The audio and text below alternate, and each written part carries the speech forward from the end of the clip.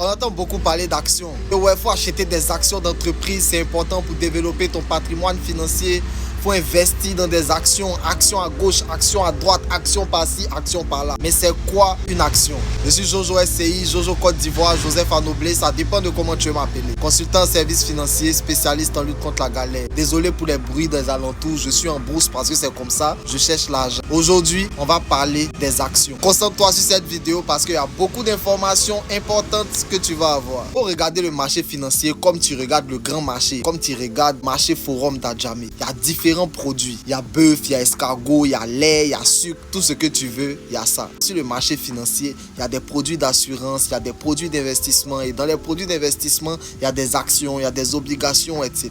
Les actions sont des produits existants sur le marché financier. Par définition, une action, c'est une part du capital d'une entreprise. Quand tu achètes une action d'entreprise, tu achètes une part du capital de l'entreprise. Tu achètes une partie de l'entreprise. Mais pourquoi une entreprise aura besoin de toi, monsieur Kwasikan, pour acheter des actions chez elle? Supposons tu as ton frère Saint Traoré Mohamed qui a son garage. Pendant des années, tu as vu que Traoré Mohamed a développé son garage avec son propre jeton. Il a fait du mieux qu'il pouvait. Tu vois que la Traoré Mohamed a de la clientèle à fond. Traoré Mohamed lui-même, il sait qu'il y a là, dans le quartier, c'est lui qui contrôle. Il a tellement confiance en son potentiel qu'il sait que s'il investit encore plus dans le garage, il va avoir encore plus d'argent qu'il ne génère actuellement. Le problème, c'est qu'il n'a pas suffisamment de fonds. Qu'est-ce que Traoré Mohamed va faire? Il peut aller demander crédit, il peut demander le love money, c'est-à-dire qu'il y a des gens qui vont lui donner l'argent sans même demander remboursement, juste parce qu'ils ont confiance en Traoré Mohamed. Mais il peut aussi appeler des investisseurs pour dire: ah, misez telle somme dans mon entreprise, en échange, vous aurez telle somme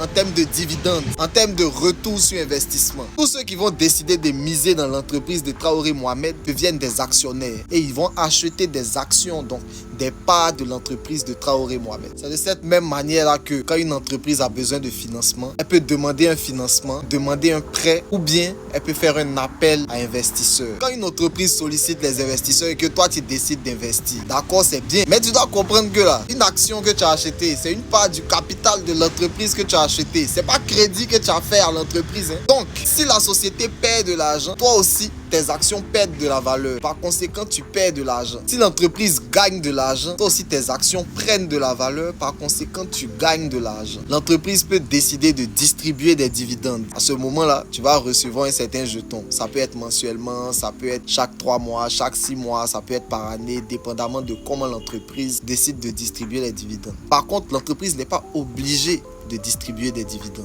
Dans tous les cas, cette entreprise-là a un devoir de résultat vis-à-vis de ses investisseurs. Donc, c'est de votre droit de recevoir des rapports de rendement. Vous avez le droit de participer à des assemblées générales, c'est-à-dire les réunions que l'entreprise va faire par rapport à des changements sur l'entreprise, etc. Vous avez le droit d'y participer.